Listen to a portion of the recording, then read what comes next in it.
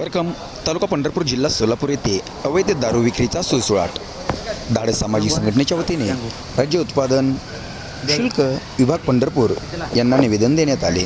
निवेदनात म्हटले आहे, करकम येथे शंकरनगर वसाहतीमध्ये पंढरपूर रस्त्यालगत राजवीर बिअर शॉपी चालू आहे.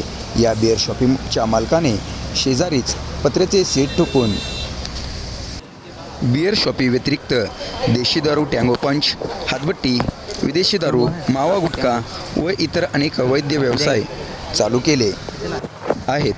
त्यामुळे येथील रहिवासी व शाळेतील मुलांना, येथील नागरिकांना नाहक त्रास सहन करावा लागत आहे. अवैध दारू विक्री व इतर अवैध धंदे ताबडतोब बंद न झाल्यास 15 ऑगस्ट रोजी सोलापूर जिल्हा अधिकारी कार्यालयासमोर बेमुदत उपोषण करणार असल्याचे म्हटले आहे. पंढरपूर तालुका प्रतिनिधी MK न्यूज, करकम.